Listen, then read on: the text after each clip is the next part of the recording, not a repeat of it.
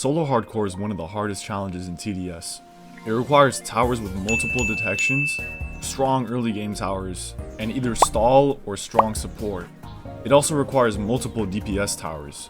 Since you're in solo, your DPS will be much lower compared to duo, trio, or quad. But do you really need multiple DPS towers? Well, in this video, I managed to beat solo hardcore using only one DPS tower, which was the golden minigunner. This was because I buffed it using the commander, medic, and mercenary base, along with using the military base for the early game.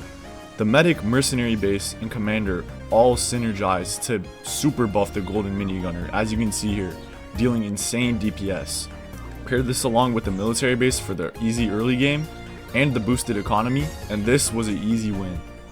So, with the new medic, you can now give towers all detections and just kind of super buff them. So I was thinking, why not do solo hardcore with one DPS tower only, the minigunner, not the swarmer, because that's kind of boring, but it also doesn't get buffed that much for medic. So, and also I'm going to be using the mercenary base for support, which the swarmer doesn't get buffed by that much either. So military base for the early game, obviously, and then minigunner, obviously, and then mercenary base, medic, and commander, because commander we can use for the early game flyings, and we can also use it to buff the minigunners. Obviously, it's a very good support tower. Alright, I was kind of not paying attention. This run is chopped. Alright, I need a level 2 military base on top of the level 3.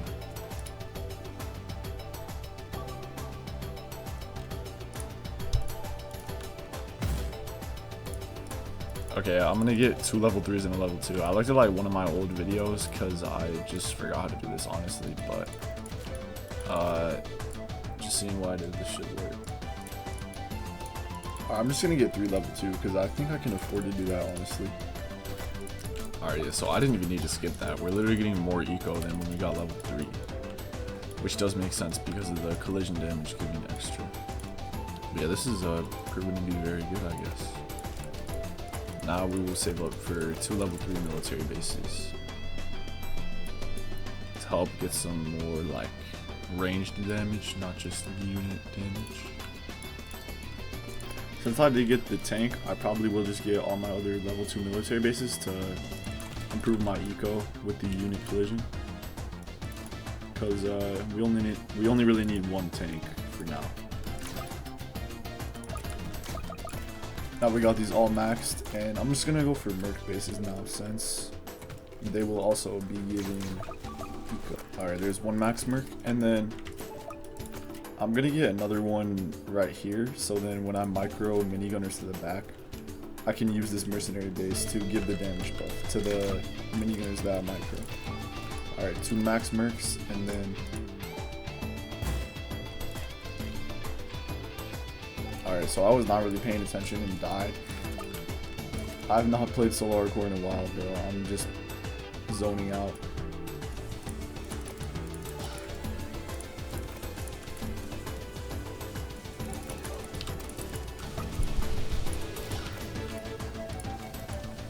$45 damage. It's crazy, bro. Doing that.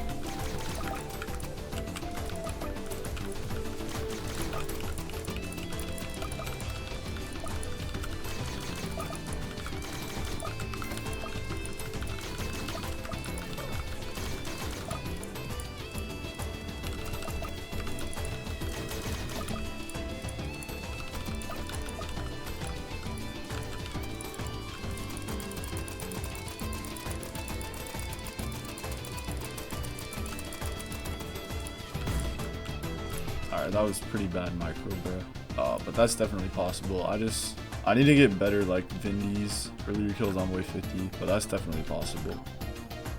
Alright, this right here is gonna be the run. I need to pick a good skin. Let's go with the Let's go with the Nutcracker skin. Now let's take this off. It's annoying. I'm just gonna use Masquerade because it's like the easiest to use, I'd say. Alright, this is the run right here. Also, I realized that I can just move this one to here for the minigunners when I micro them. So I'm just gonna give these two in the back.